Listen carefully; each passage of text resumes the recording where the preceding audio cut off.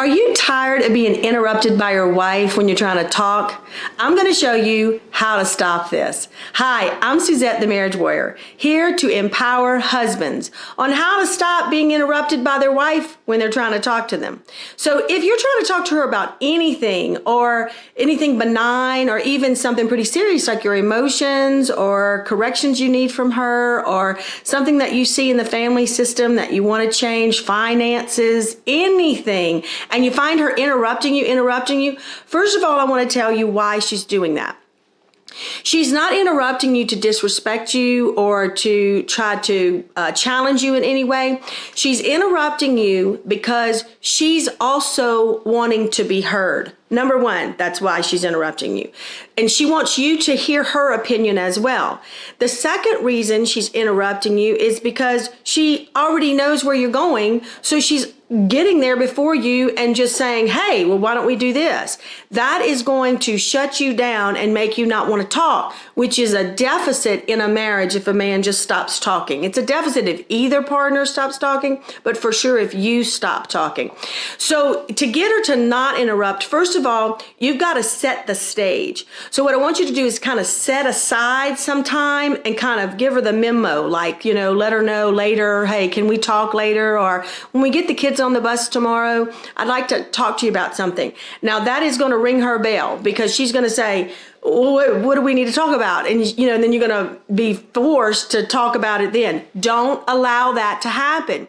Use your masculine energy and say, I want to talk about it later. She may say, well, can you give me some hints? And you can give her some hints. You might be able to tell her, well, it's about finances or it's about the kids or something like that. But don't fall into that trap of talking to her when you're not ready to talk to her. Just get a time and set it aside that y'all will talk about the issue together. Then when you set that time aside, then what I want you to do is kind of structure it to where you start it by saying something like, hey, look, I want to share something with you, but before any interruptions or any opinions, I do want to hear your opinion, but I want you to hear me all the way through. So you're kind of giving her a framework in order to not be interrupted.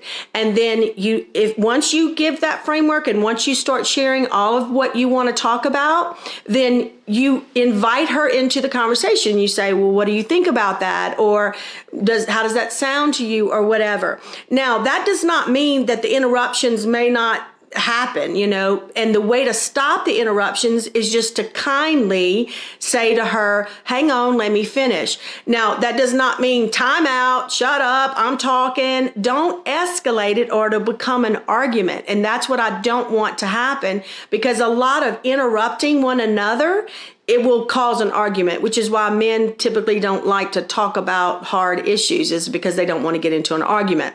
Now, when you start the conversation, just say to her, I would like to share my feelings about something. And if she knows you're just sharing your feelings, then she won't necessarily get offended at that point and try to interrupt you to defend herself, because you have total abilities to be able to maneuver that conversation like you, in your masculine energy, want it to go. You're just thinking you don't because of the past cycles y'all have been in. But if you are just kind and say, I'd like to share something, let's not interrupt each other, I want to hear your opinion as well, then when she does try to interrupt you, then you can kind of stop and say, hang on, I'm not quite finished. The other thing I want you to concentrate on whenever you're trying to share your emotions with a woman is to think about your primary emotions prior to the conversation. So what are primary emotions? That is how you feel deeper than the secondary emotions, which are the emotions we can see.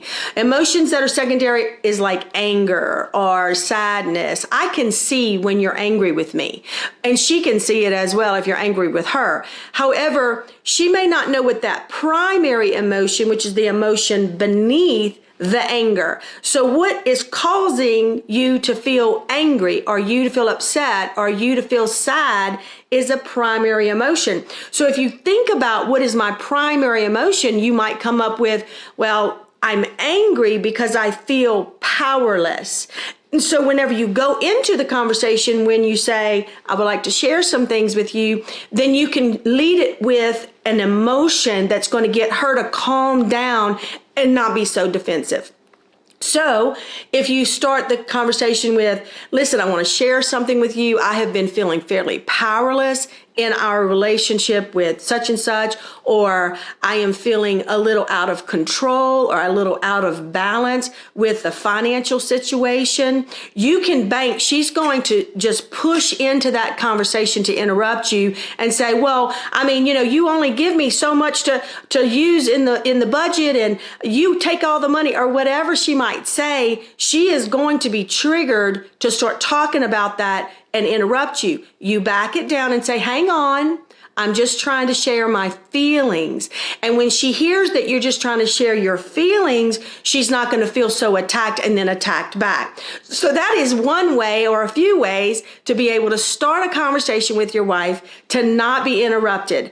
And then we'll talk about more as you subscribe. Hit the button and you'll be able to get more information on how to have hard conversations with your wife without arguing.